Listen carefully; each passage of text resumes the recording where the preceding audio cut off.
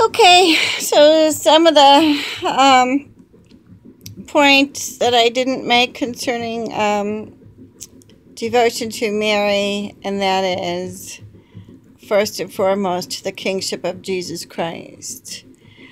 As foretold in King David's time, and also when the Archangel Gabriel appeared to the Blessed Virgin. And her name was Mary, of the house of David.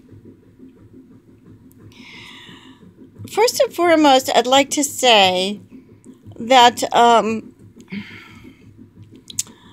aware they call the Blessed Virgin an Immaculate Conception.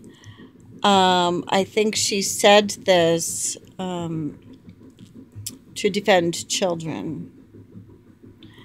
She, however, appeared as a woman saying this because she stayed true to her original state of grace as an Immaculate Conception. Now, what makes her able to do so was because of her upbringing. But all children are Immaculate Conceptions. Children are innocent. We, out of obedience, rededicate them to God, and we exorcise Satan's influence over them, which doesn't entirely work, but it's just a kind of going through the motions of rededicating them to God. The Lord has already consecrated each child in the womb.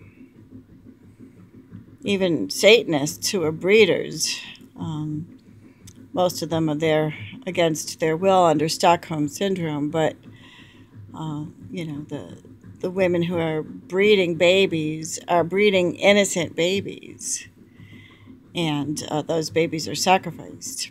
They're being bred for the purpose of human sacrifice.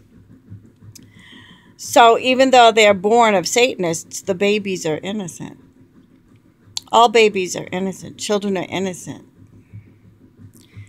And what compromises them is their upbringing. When the parents try to do too much, introducing their own personality disorders into the upbringing of the children. Their own folly way of being schooled into the upbringing of the children. So, the wrinkles of their personalities that are persuading children. But children are otherwise perfectly innocent, and we rededicate them to God as an acknowledgement. But the Lord already consecrated every child in the womb and called them by name. Okay, He saw them all in the dark place of the womb, says Isaiah. And regardless of what religion their parents are, welcoming them or birthing them into. So, Immaculate Conceptions. Children are Immaculate Conceptions. And they may or may not be able to stay true to their state in their developing years. And very oftentimes, what adults, call sin in the milestone development of children is not sin. It's called human evolution. Certain quirks that children are required or have acquired by the hand of the Creator. Jesus said, only God is perfect. Why dost thou call me perfect? Only God is perfect. Human beings are perfect in the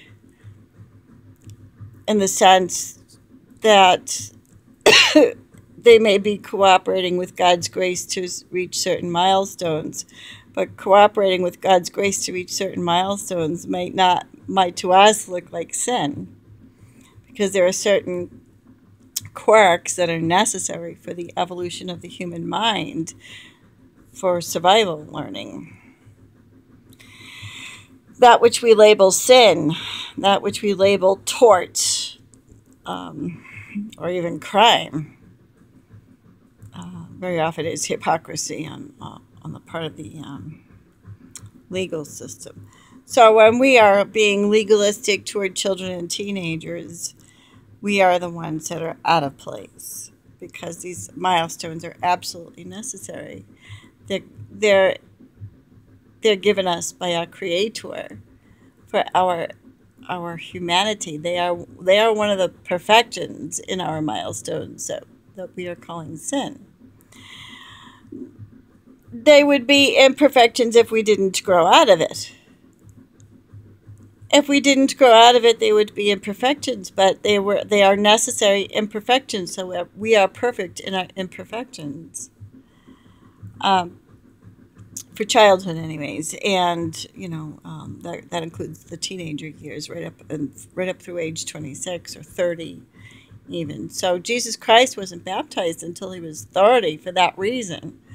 Coffee wasn't done brewing. He had to go through his childhood milestones and develop his mind into becoming an adult. And then he confessed his quirkiness to St. John the Baptist as though they were sins. So did Jesus Christ really need to have his sins washed away? Well, he wasn't a sinner, but he confessed his quirkiness of milestone development as though they were sins. So when we baptize babies and exorcise them from the original sin of Adam and Eve, we're just really going through the motion. There is no, just as Jesus went through the motions when he was baptized. He was baptized into righteousness and confessed his quirkiness as though they were sins.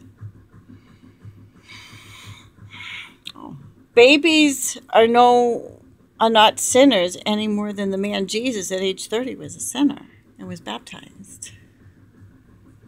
So exorcise them if you want to, but they don't need to be. It's a ceremony, an initiation into the faith,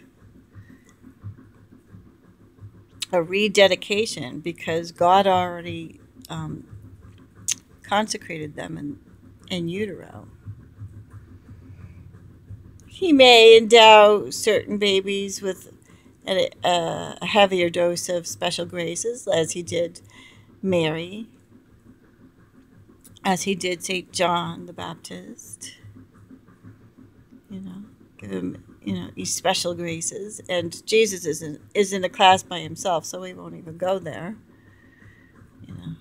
Well, in a way he is, right? So he was anointed with the Holy Spirit, and it's an extra dose. But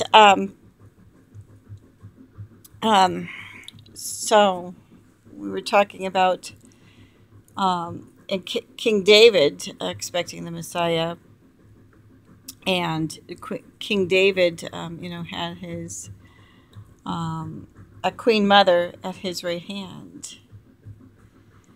And so when the Archangel Gabriel appeared to Mary, he said, "Hail, full of grace, the Lord is with you. Blessed are you among women.